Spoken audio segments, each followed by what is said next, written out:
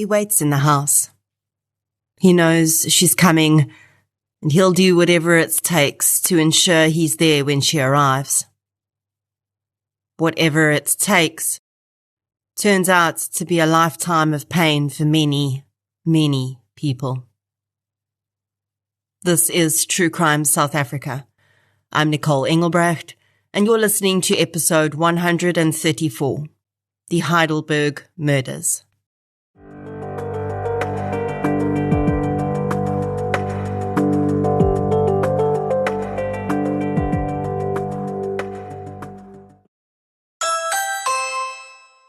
This episode is sponsored by Ring. This November, make home security your priority. Never miss a thing with Ring alarm, video doorbells, and cameras. Check out Ring's Black Friday deals and save up to 2,000 Rand on selected devices. See, hear, and talk to visitors right from your phone, tablet, or PC from anywhere.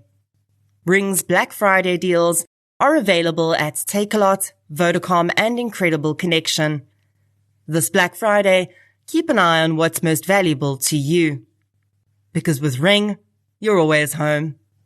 Visit ring.com. A huge thank you to Ring for sponsoring this episode of True Crime South Africa. Since 2019, True Crime South Africa has been telling the stories of the victims of violent crime in South Africa.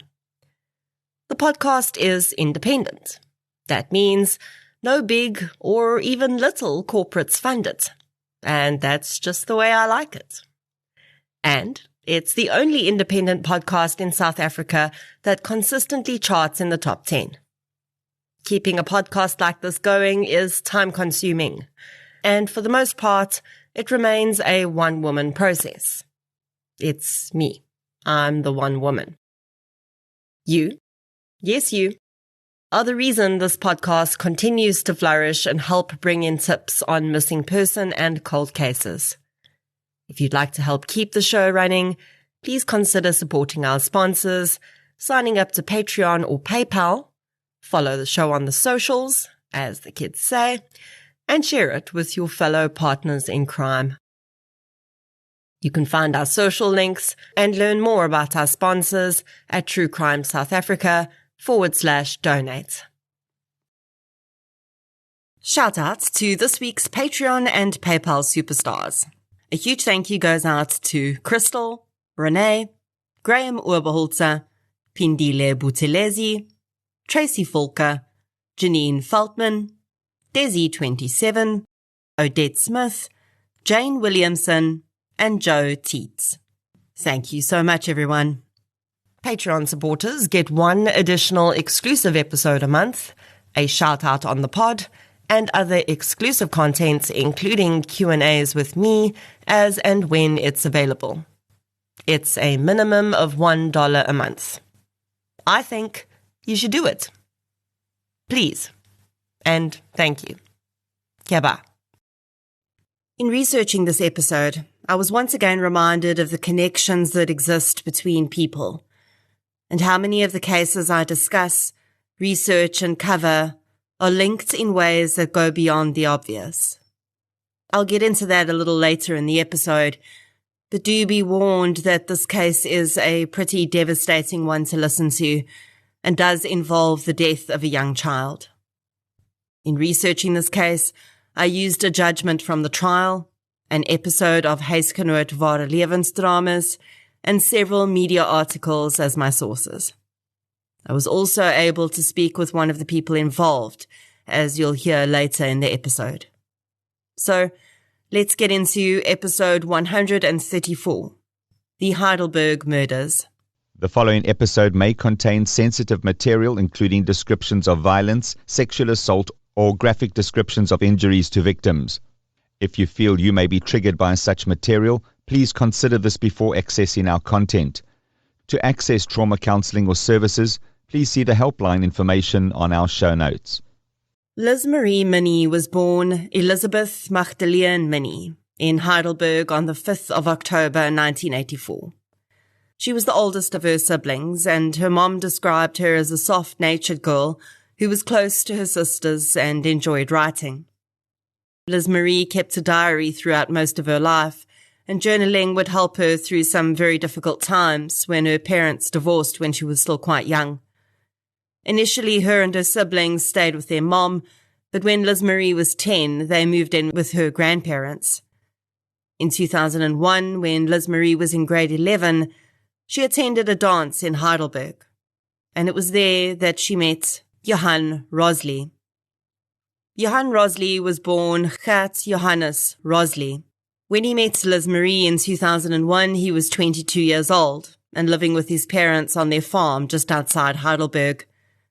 There isn't much of Johann's background in the public domain, but much of what we need to know about the man can be gleaned from how, very soon after he and Liz Marie met and started dating, he became incredibly controlling in their relationship very quickly. Now, there was, of course, already a significant age gap. 6 years may not seem like much, but when one of the people in the relationship is under 18, Liz Marie was 17 when they met, and the other person is already out of school and working, there is a significant gap there, and it's problematic. This was Liz Marie's first relationship, and that experience should have been with someone closer to her own age, who was also experiencing relationships for the first time, not a man who had already dated several other women and was far more advanced in this area of life. Now, if this had been a healthy relationship, it may not have been much of an issue, but it was not healthy at all, and Liz Marie simply did not have the experience to understand that right away. Johann was incredibly jealous, possessive, and controlling over Liz Marie. He also had a very short temper and became physically abusive toward her. When Liz Marie matriculated, she went to work for her uncle at his dentist practice and was looking forward to this new phase in her life as a working adult. As part of that, she decided that she needed to end her relationship with Johann, but he was able to convince her that he would change, and they got back together. And in May 2003, the couple became engaged. Perhaps it was the permanency of the idea of marriage looming that finally convinced Liz Marie that this relationship was not what she wanted for her future, because by August 2003, she broke the engagement off and told Johann that this was final and she was no longer interested in seeing him. Liz Marie's mother says that at this time she saw a shift in Liz Marie, and she was convinced that her daughter was most definitely done with Johann. She avoided contact with him and was moving on with her life. Johann, though, was behaving in the opposite way. He doubled up on his efforts to woo Liz Marie and couldn't accept that she wanted nothing to do with him. He would regularly call her house, and when her mother wouldn't call her to the phone, he would ask her mom if she could try convince Liz Marie to get back together with him. At first, her mom was patient, telling Johann that Liz Marie had made her decision and he should move on with his life. But soon, Johann became more aggressive and began threatening Liz Marie's life. He would also make contact with her friends in an attempt to extract information about what she was doing, and stalked her at work. Johann Rosley was clearly very emotionally disturbed during this period. When he discovered that Liz Marie was dating someone new, he attempted suicide, and his family got him into therapy after this incident.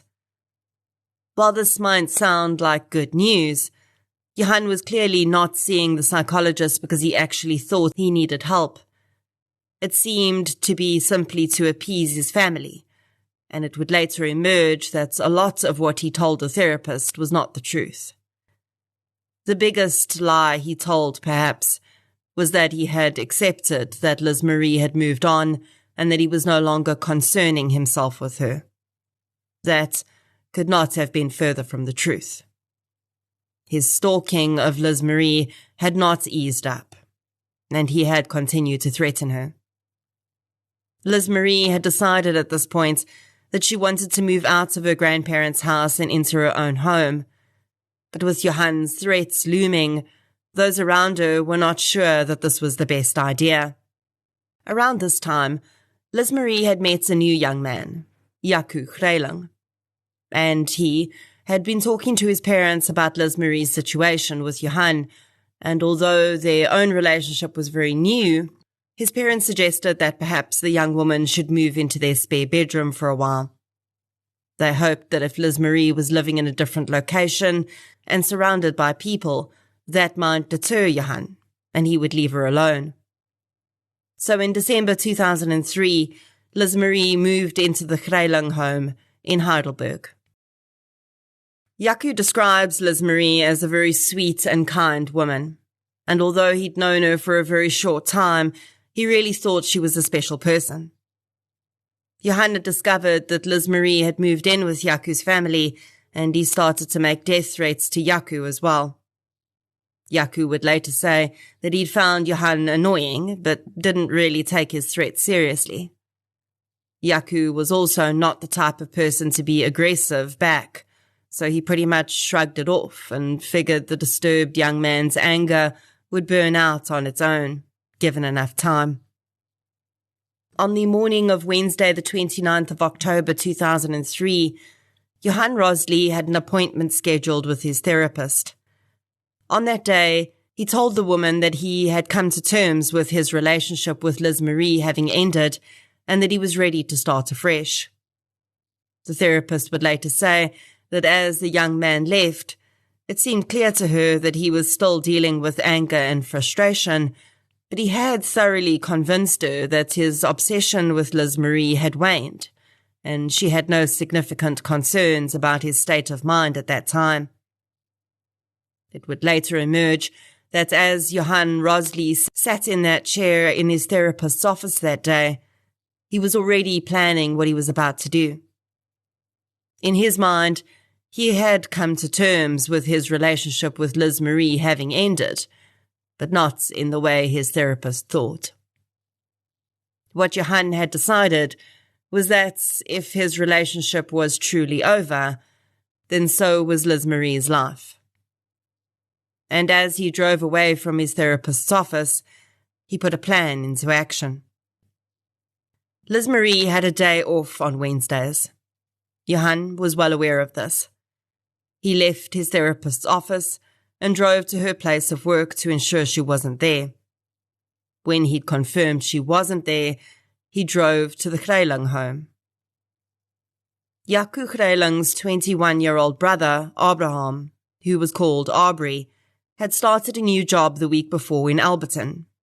But on Wednesday, the 29th of October, he had the day off. His parents were out, as his dad had a specialist's appointment to attend. Liz Marie was out, and Jaco was at work. Aubrey was waiting for one of his friends to arrive, as he'd agreed to go with her to deliver rusks that her grandmother sold. His friend, Heloise van der Westhuizen, was 23 years old. Heloise had met the Greiling brothers when they'd attended school together, and the three had remained good friends. Heloise had been adopted by Johanna Grobler and her husband, and the woman described Heloise as an angel to them. The Groblers had been unable to have their own biological children, but had always felt that Heloise was like their own child.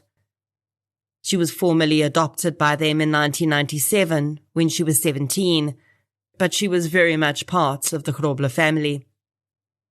When Heloise was 20 years old, she'd given birth to a son she called Donovan. Donovan often accompanied his mom on deliveries she did for her grandmother, who baked rusks and biscuits to order for the Heidelberg community. While Aubrey was home that day waiting for Heloise to pick him up, he heard a noise in Liz Marie's room. He went to investigate and found Johan Rosley in the young woman's bedroom. The room had been rifled through and Liz Marie's things were laying all over. Johan Rosley was sitting on the floor, reading Liz Marie's diary. Aubrey would likely not have known that the man who'd broken into his house was in fact Rosley, because neither he nor Jaco had actually ever met the man in person. It's very possible, of course, that Aubrey could have put two and two together, but what happened next was a blitz attack that likely gave Aubrey very little time to think about anything other than survival. We only really have two things that tell us what happened next in the Greiling home. We have Johan Rosley's account, and we have the resulting evidence. Johan Rosley claimed that a struggle had ensued between him and Aubrey. He claims that Aubrey had pushed him into the kitchen, and he, Johan, had grabbed a knife off the kitchen counter and stabbed Aubrey.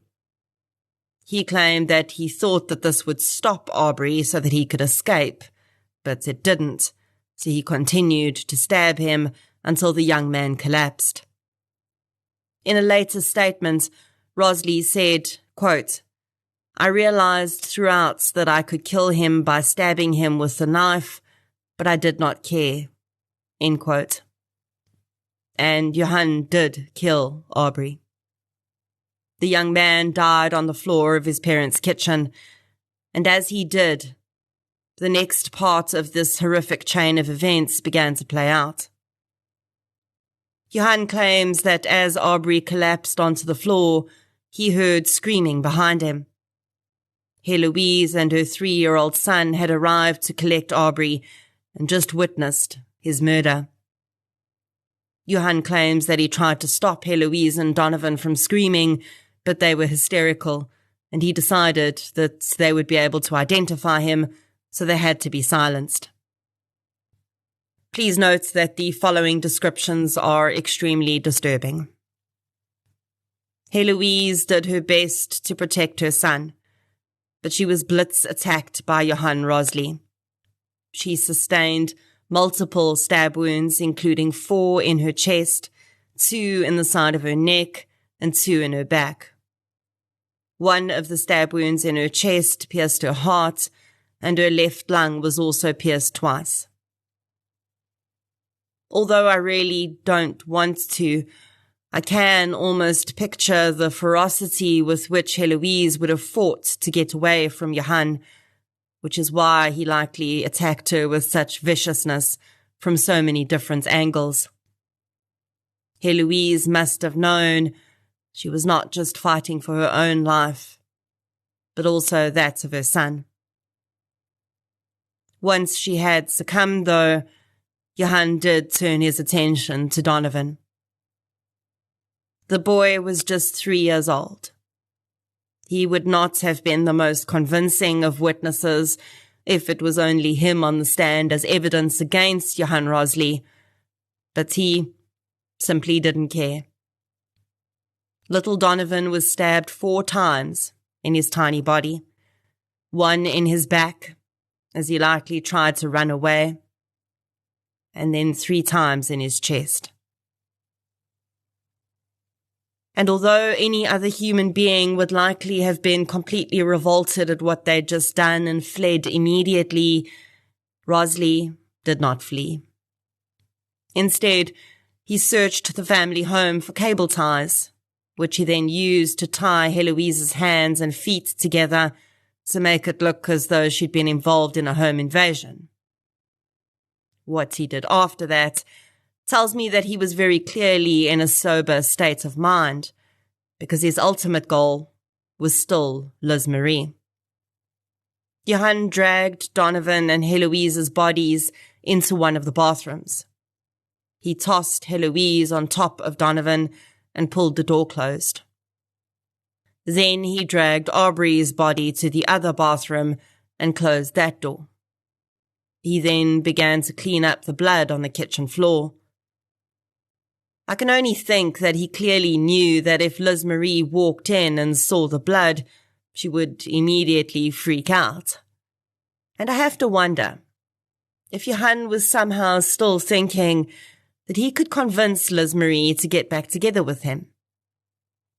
He would admit that he had gone there with the intention of killing her, but this action of cleaning the scene, besides disturbing evidence, of course, almost speaks to the actions of someone who wanted to create a calm environment where he could have a conversation, which may or may not sway his mind as to whether he'd carry out his ultimate plan. If that was what he was thinking, he was deluded, of course. Not in a clinical sense, but in a narcissistic personality traits kind of sense, where, like so many others who commit crimes like this, they simply think the rules don't apply to them. And of course, he can brutally murder 3 people and then still convince his ex to get back together with him, and everything will be fine. And that's not how things went down anyway. Because Johan claims that as he was still bent over the pool of Aubrey's blood in the kitchen, mopping it up with newspaper, Liz Marie walked in the door. She, of course, immediately started screaming. I can think of no greater horror than walking into the house you thought you were safe in to find the man who's been stalking and threatening you bent over a pool of blood. Johan forced Liz Marie into her bedroom, threw her onto her bed, and immediately began a frenzy of stabbing.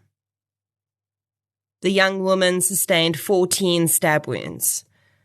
Johan then undressed Liz Marie and tied her up with a combination of cable ties and electrical tape. He claimed he wanted to make it look like Liz Marie had been raped and robbed, but I have no doubt that undressing her was just another way for him to humiliate her. Then, having completed the task he'd come to undertake, Johan stole 3 cell phones, Liz Marie's bank card, her diary, a notebook, and drove away in her car. It's very clear to me that Johan Rosley would have killed anyone who had come to the house that day before Liz Marie arrived. If Aubrey and Jaco's parents had been home, he undoubtedly would have killed both of them too. The couple did return home not long after Johan had left, and devastatingly walked into the scene of horror in their home. Jaco Greiling arrived home from work that afternoon to find his home surrounded by police cars. Detective Dion Dobal was the first senior officer to assess the crime scene that day. When he talks to the producers of Huisgenoot Ware Lewensdramas, he becomes emotional when he speaks about finding little Donovan's body underneath his mother's. This crime scene would be life-changing for many of the officers that attended that day. It was a mass murder beyond what most of them had ever seen in their careers, and the added horror of a child victim just made it even worse. One of the investigators was no longer able to remain in the police service after this case and resigned shortly afterwards. Detective Dobal, though, was tasked with finding out who had committed the horrendous crimes, and so he had to force himself to look. In the early hours of the crimes coming to light, no one really knew what the nature of the case was. With the car and a few items having been stolen, and Heloise and Liz Marie tied up, it was possible it could have been a robbery, but it certainly seemed like something more personal to Dobal. And when he started to speak with the Greilings, it became clear that there was far more to the murders than met the eye. They immediately told him about Johan Rosley, and when a canvass of the neighbourhood was done, a neighbour said that they'd seen a young white male at the home around noon that day. Police immediately tracked down Johan Rosley and arrived at his home. Johan seemed shocked to hear the news of Liz Marie's murder and the events that had occurred at the Greiling home that day. He claimed he'd had absolutely nothing to do with the murders, and at that early stage, police didn't have enough to detain him, so they used their warrant to collect some pieces of clothing that belonged to him and left. The following day, Liz Marie's car was found abandoned near a shopping centre in Heidelberg. Her ATM card had been used and a significant amount of money had been withdrawn. On the 30th of October, as the loved ones of the 4 victims, woke up to their first full day on Earth without their family members, Detective Dobal received an urgent call to report to a hospital in Heidelberg. He was informed that his suspect in the Heidelberg mass murder was involved in a hostage situation at the hospital. Earlier that day, Johann Rosley had driven from his parents' home to Heidelberg Hospital, where his therapist had her offices. Although he didn't have an appointment that day, when she saw the state he was in, she realized he needed immediate attention. Rosley was wearing nothing more than a pair of shorts, and he had cuts on his thighs and arms. The therapist did not immediately see the knife in his hand, but when she did, she realized she was in a very dangerous situation. Johann began to ramble about Liz Marie's death and told the woman he wanted to speak to her family and offer his condolences. He never said he had killed Liz Marie, but did shock the woman by admitting to having killed Aubrey Greiling. Other employees at the hospital realized that there was a serious situation at hand and called the police. Although the therapist tried to talk Johann into handing over the knife, he refused and said he was going to take his own life. News of the situation spread like wildfire through Heidelberg, and a local journalist arrived at the scene at the same time as police were setting up a hostage negotiator, and should that fail, a sniper. They did not want to risk Johann harming himself or anyone else, so they were willing to inflict a non-fatal gunshot wound to take him down. The standoff continued for several hours. Johann kept insisting that he wanted to speak with Liz Marie's family, and the police officers were most certainly not going to, firstly, bring additional innocent members of the public into the dangerous scene, nor were they about to further traumatize Liz Marie's already grieving family. Eventually, the order was given to take Johann down, and the sniper lined up his shot. The local journalist was inexplicably close to the scene, though, and she had no idea that there was a sniper behind her. At the very moment the sniper wanted to fire, the journalist heard a noise and stepped forward to see what was happening, and unknowingly put herself between the sniper and Johann. A quick-thinking police officer pushed the woman out the way, and at that moment the sniper fired a bullet into Johann's shoulder. The man collapsed, and police moved in, handcuffing him and taking the knife.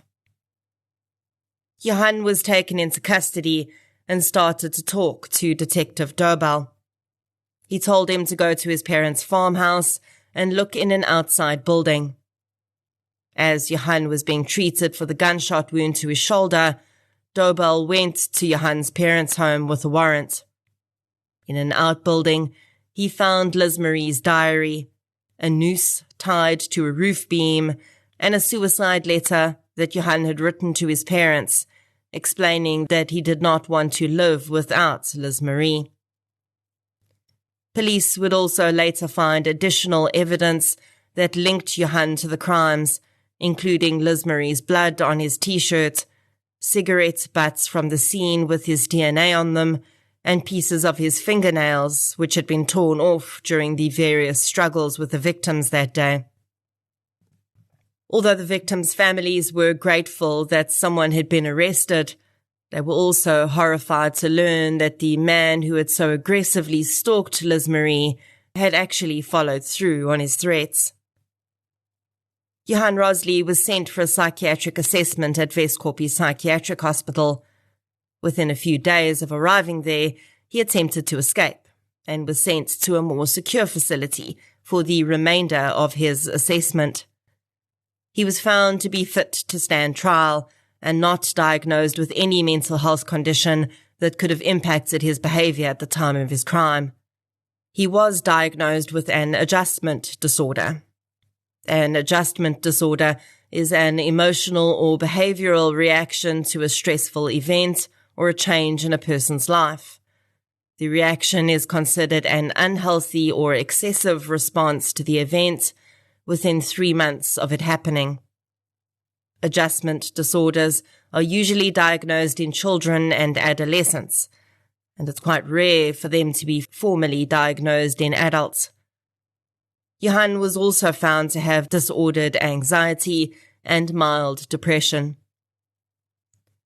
When Johan's trial started in 2004, he surprised everyone by pleading guilty to all 4 murders. He would not, however, testify in his own defense. The mitigating circumstances that his attorney attempted to put forward included that Johan had intended to kill Liz Marie, but only because he was emotionally distraught and he had not premeditated the murders of Aubrey, Heloise, and Donovan. In aggravation of sentence, the state presented testimony from Detective Dobell, who, upon being asked to describe finding Donovan, broke down on the stand, and the trial was postponed until he was able to continue. The evidence from the victims' autopsies was also presented to inform the court how violent the crimes had been. Some of the family members of the victims also testified about the impact that their losses had had on their lives and their families. Aubrey's dad was unable to testify about the loss of his son and discovering the bodies, as he was simply too emotionally distraught to do so. Johan's parents attended each court appearance and comforted him when he cried upon hearing the testimony of the victims' families. They were there when the judge handed down Johan's sentence too. The judge found that there was enough evidence to show that although he had premeditated Liz Marie's murder, he could not have known that other people would be at the house, and thus the judge felt that they could not cite the 3 other murders as being premeditated. The judge also decided that Liz Marie's murder could be seen as a crime of passion, because Johan was so emotionally disturbed by his breakup. And if your eyes aren't already the size of saucers, like mine were when I first read this, hold on to your eyebrows, because it gets worse. Johan Rosley was sentenced to 18 years for the murder of Liz Marie Minnie, and 15 years each for the other 3 murders. And because the sentences would be served concurrently, that is all he would have to serve. Not 18 years plus 3 times 15 for each of the other lives he took. In fact, with an 18-year sentence, he could be out on parole in 12 years. Donovan van der Westhuizen did not even get to live to 12, but his killer could serve that much time for viciously killing 4 people because he was jealous. As if the sentence wasn't enough of a slap in the face to the victims and their families, the judge's reasoning was simply bizarre.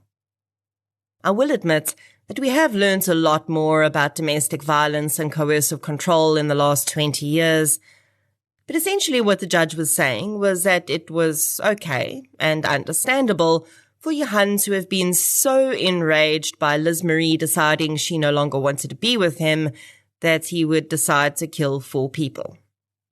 And while he may not have gone into the house with the intention of killing everyone in it, I do think it's ridiculous to say that he could not have known that there would be other people at the house. He knew she didn't live on her own. She couldn't live on her own because he was threatening her life. Mr. and Mrs. Kreilung were home almost all the time. It was just a coincidence that they weren't home that day. But Johan didn't know they would be out. So, in my opinion, by going there and breaking into that house, he must have known that there was a very good chance that someone else would be there. He said it himself when he described Aubrey's murder. Quote, "I knew I could kill him, but I didn't care." End quote. Thankfully, the state was as outraged at the sentence and immediately appealed. In 2006, the sentence was reviewed by an appeal court. That court found that the previous court had made an error in waiving a life sentence for the premeditated murder of Liz Marie, and also found that the sentences for the murders of Heloise, Donovan, and Arbery were far too light. The court increased those sentences to 20 years per victim. It was the life sentence, though, for Liz Marie that was a bit more representative of the life sentence Johan Rosley meted out to every single person connected to each of his 4 victims on the 29th of October 2003. Because the lives of those people were forever changed. I was honored to be able to speak with Jaco Greiling during my research for this episode. And I'll get into how I came to speak with Jaco, because that's a story in itself. But first I want to share with you what has happened in the years since Johan Rosley chose to take the lives of 4 people in Heidelberg. The Greiling family could no longer live in the house in which the murders occurred. I can only imagine that even after the blood was cleaned up and the carpets and tiles replaced, there would be no way that they could walk into that home and not see what they had seen that day. It took quite some time, but they were eventually able to sell the home that they'd likely pictured their future grandchildren in one day. Sadly, the new homeowner would also be murdered at the property when he was shot in a hijacking in the driveway some years later. The house again stood open for some time before changing ownership again. And now, Jaco says, there seems to be some renovations happening there, but there's no sign of anyone moving in. And Jaco knows, because he still lives in Heidelberg. He regularly has to drive past that house and the memories it holds. In 2011, it emerged that Rosley was using social media from his jail cell. A woman who had gone to school with him told a journalist that she'd regularly been communicating with the man on both Facebook and Mixit. She said that she'd had contact with Rosley after school and before the murders were committed, but hadn't since then until a Facebook profile appeared under his name and he sent her a friend request. She told the journalist that they'd been chatting about everyday things, and Rosley was interested in her life and whether she'd married and had children. The woman didn't seem to realize that incarcerated offenders are not supposed to have access to their own cell phones or social media, and she said she didn't know how things like this worked. She later contacted the journalist, concerned that she would get Rosley into trouble. Rosley had told her at that point that he believed he would get out of prison within 8 years for good behavior. When the journalist asked the woman if she realized that Rosley had viciously murdered 4 people, including the woman he had previously been dating, and a 3-year-old child, she told the journalist, "We all make mistakes." In 2015, tragedy once again struck the Greiling family when Jaco and Arbery's dad, Niels Greiling, ended his own life. Niels had discovered the 4 bodies in his home. He had lost his son to a devastating and pointless murder. And Jaco says he was very simply never the same. When I spoke to Jaco about this, we both agreed that Johan Rosley had taken his 5th victim in 2015 from his jail cell. Jaco has no doubt that if the mass murder had never occurred, his dad would still be alive. As if this family had not suffered enough tragedy, in 2018, an event occurred that Jaco describes to me as the one that nearly broke me. Yaku's daughter from a previous relationship, Abigail Meyer, who was just 20 years old, was shot dead in the street outside her mother's home in Heidelberg. And this is the point at which I want to share with you the connection that found me eventually able to talk with Yaku Greiling.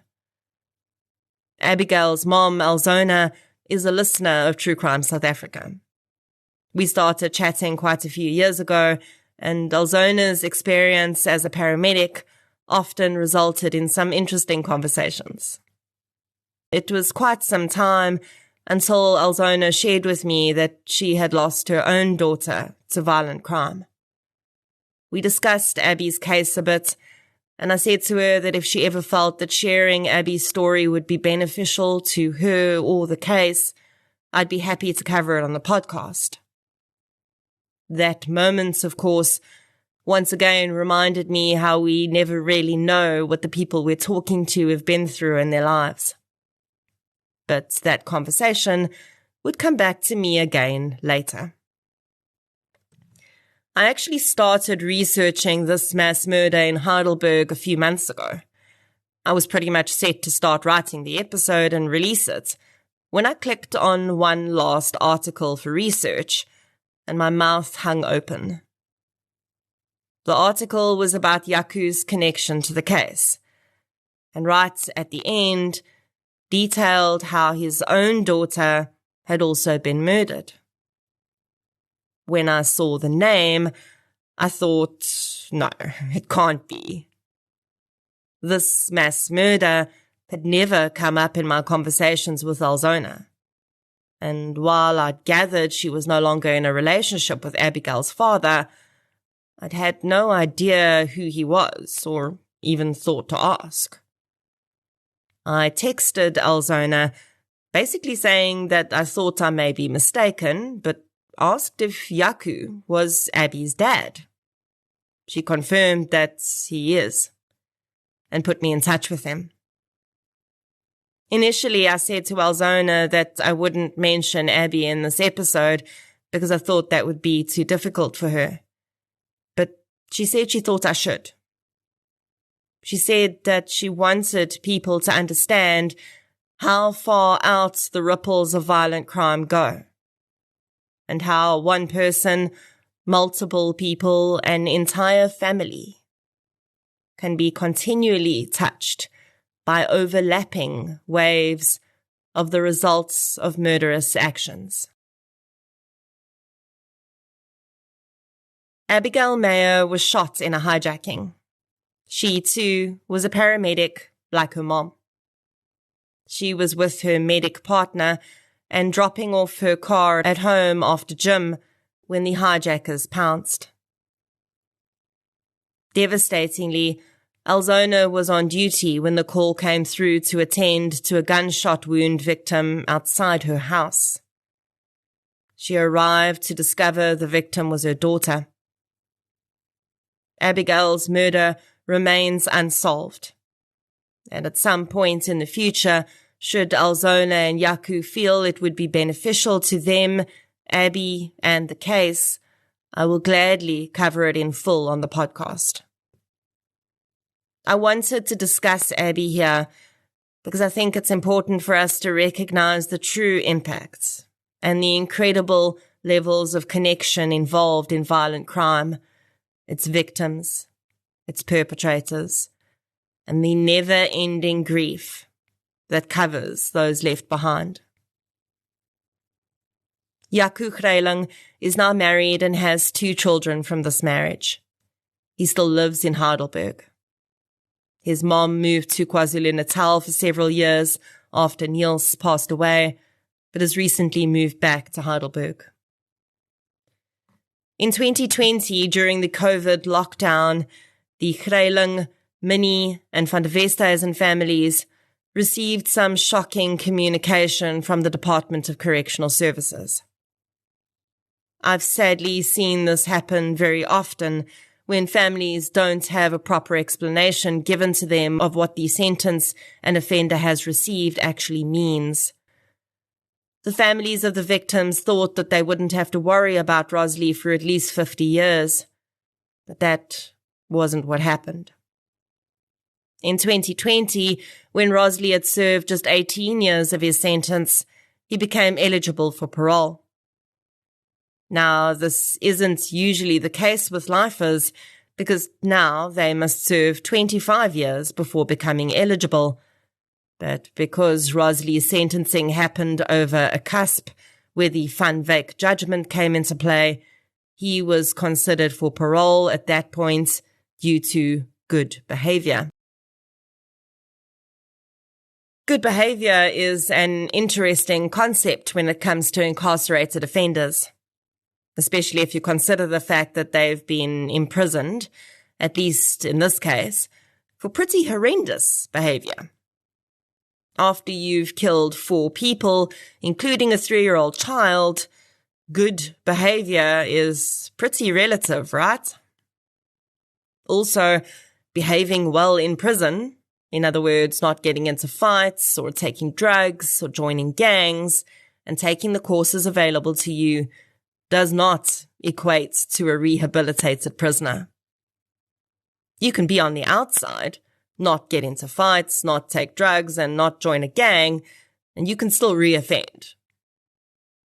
Regardless, the families were now faced with the possibility that their family member's murderer may well get out of prison after just 18 years. Yaku told me that they were invited to a victim offender dialogue, or VOD, which is part of the restorative justice process. And as part of that, they could sit in a boardroom with Johan Rosley and ask him questions.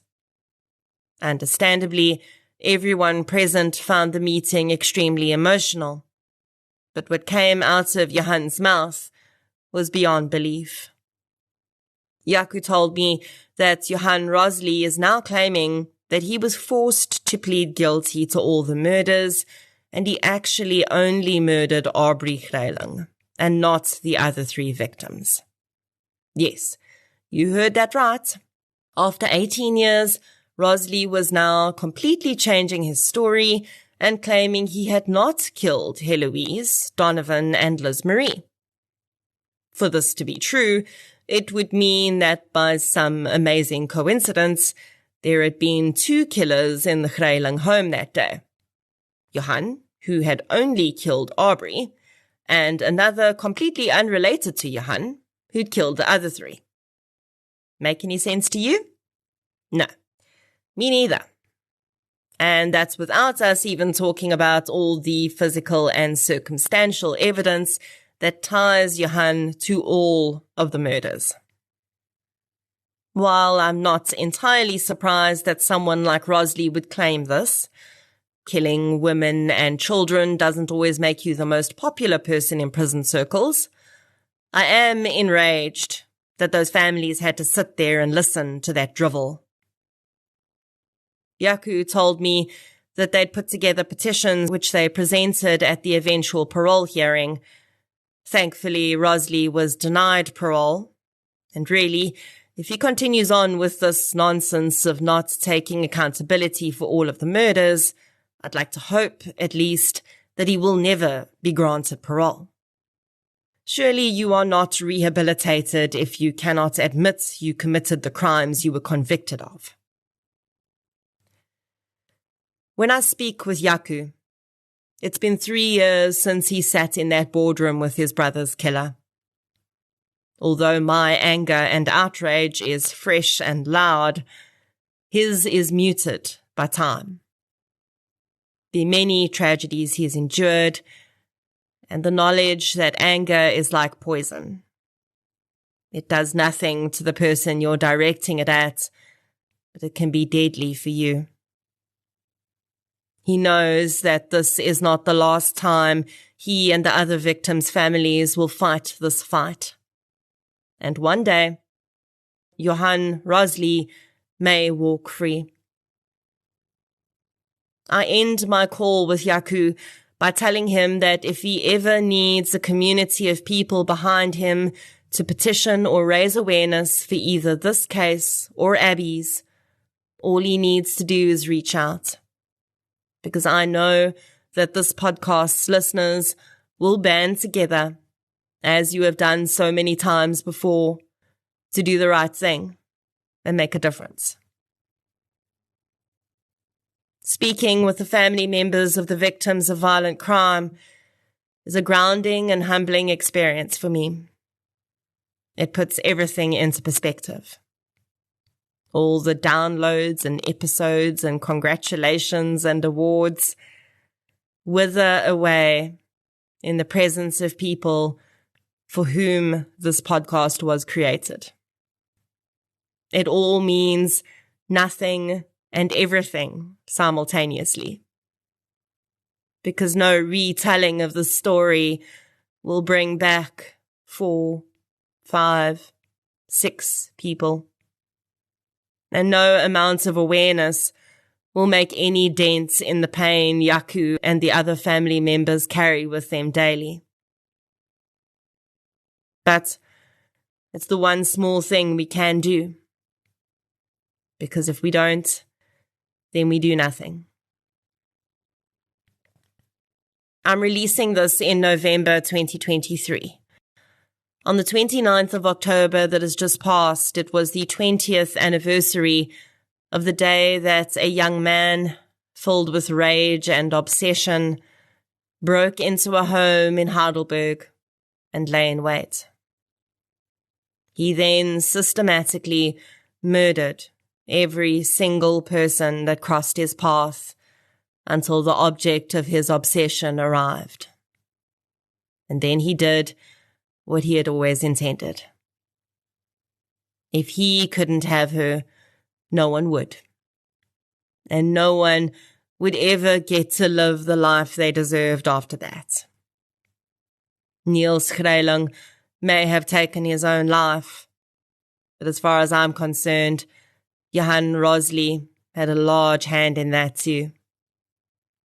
And Abby, no, she wasn't Johan's victim, but she was the victim of another Johan, another person, another murderer who thought that their life was more valuable than another. This case leaves me with a heaviness inside me, because so much was lost in that house that day. The life Liz Marie wanted to live, free from the man who stalked her. Heloise and what she meant to her adoptive parents and the future she deserved. Donovan, 3 years old. 3. Everything Aubrey wanted to do, all the people he wanted to love. And everyone else. Niels, his wife, Yaku, his children, the Mini family, Liz Marie's sisters, Eloise's family, the police officers, the neighbors. Every single person's possible future was snatched away and changed forever. It's almost too overwhelming to consider. I cannot imagine what it must be like to live through. Liz Marie Minnie, Heloise van der Westhuizen, Donovan van der Westhuizen, Aubrey Schreiling, Niels Schreiling, and Abigail Meyer. Rest gently.